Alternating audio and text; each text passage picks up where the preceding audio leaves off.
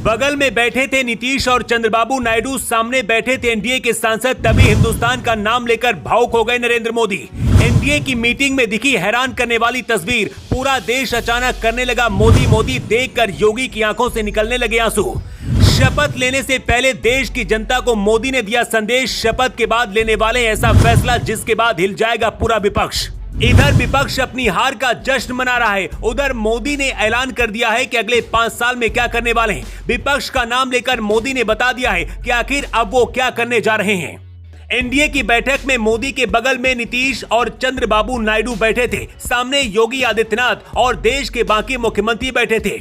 इसी दौरान पीएम मोदी ने अपने हाथ पर माइक पकड़ा और देश का नाम लेकर भावुक हो गए। नरेंद्र मोदी को एनडीए संसदीय दल का नेता चुन लिया गया है। एनडीए संसदीय दल की बैठक में राजनाथ सिंह ने प्रस्ताव रखा। इस दौरान सर्वसम्मति से प्रस्ताव पास कर दिया गया। प्रस्ताव के दौरान टीडीपी के चीफ चंद्रबाबू नायडू और बिहार के मुख्यमंत्री नीतीश कुमार भी मंच पर मौजूद थे। चिराग पासवान, जीतन राम मांझी से लेकर पवन कल्याण तक मोदी के बगल में बैठे थे। देश के लिए भावुक होकर पीएम मोदी ने क्या कहा है, उससे पहले आपको बताते हैं कि जब मोदी को तीसरी बार प्रधानमंत्री बनाने के लिए चुना गया, पुराने संसद भवन में क्या हुआ।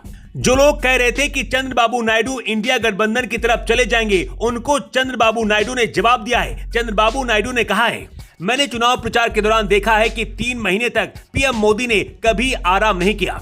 उन्होंने दिन रात प्रचार किया। उन्होंने उसी भावना के साथ शुरुआत की और उसी भावना के साथ खत्म भी किया। आंध्र प्रदेश में हमने 3 सार्वजनिक बैठकें और एक बड़ी रैली की। इससे आंध्र प्रदेश में चुनाव जीतने में बहुत बड़ा अंतर पैदा हुआ। पीएम मोदी देश के लिए काम करें, हमारा उन्हें पूरा समर्थन है। नायडू ने कहा कि पूरी दुनिया में मोदी की वजह से भारत इतना ताकतवर हुआ है, इसलिए मोदी से बेहतर कोई और पीएम नहीं हो सकता है।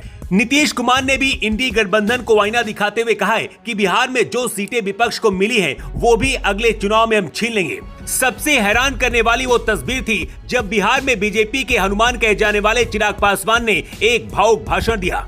इसके बाद मोदी ने भी चिराग को गले लगा लिया। आखिरी में मोदी के भाषण की बारी थी। जब मोदी माइक के पास पहुंचे तो हर किसी की नजर उनके ऊपर ही थी कि आखिर तीसरी बार प्रधानमंत्री बनने के बाद मोदी क्या बोलने वाले हैं।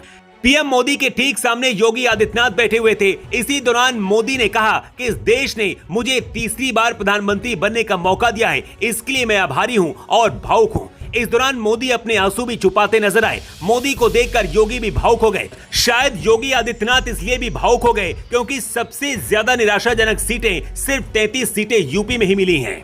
तीसरी बार प्रधानमंत्री बनकर सबसे पहले मोदी क्या करने वाले हैं, वो भी पीएम मोदी ने बता दिया है। मोदी ने कहा कि जो वादा मैंने देश की जनता से किया था, वो वादा अब हम पूरा करेंगे। इस दौरान उन्होंने कहा है कि अगले 10 साल तक हमारी सरकार कहीं नहीं जाने वाली है। मतलब मोदी ने 2029 के चुनाव में जीत की अभी से घोषणा कर दी है। मोदी ने कहा कि अगले 5 साल में हम दुनिया की तीसरी सबसे बड़ी इकोनॉमी बनेंगे। चुनाव के बाद पूरे देश से ऐसी खबरें सामने आ रही हैं, जहां कांग्रेस के दफ्तर में लोग पहुंच रहे हैं और 1 लाख रुपए की मांग कर रहे हैं। दरअसल कांग्रेस के लोगों ने झूठा वादा करके 1 लाख रुपए हर साल देने का वादा किया था। मोदी ने कहा कि कांग्रेस ने लोगों को पैसे का लालच देने का धोखा दिया है और अब गरीब लोगों को अपने दफ्तरों से भगा रहे हैं।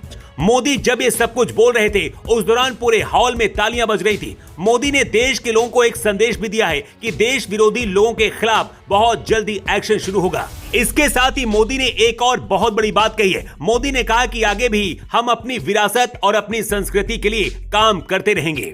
मोदी ने कहा कि जितनी सीटें इस बार सिर्फ बीजेपी को मिली हैं, उतनी सीटें कांग्रेस पिछले 3 चुनाव में भी नहीं ला पाई है, लेकिन इसके बाद भी अपनी जीत का जश्न मना रही है। मैं पूरी दुनिया में जाकर भारत की तारीफ करता हूं और वो लोग दुनिया में जाकर भारत की बुराई करते हैं, भारत को बदनाम करते हैं। मोदी ने कहा कि 10 साल के बाद भी कांग्रेस 100 सीटें नहीं जीत पाई है, लेकिन जब नीतीश कुमार बोलने के लिए पहुंचे तो उन्हें सुनकर मोदी भी हंसने लगे। दरअसल नीतीश कुमार ने कहा कि जो थोड़ी बहुत सीटें विपक्ष पा गया है, अगली बार उन्हें भी हम छीन लेंगे।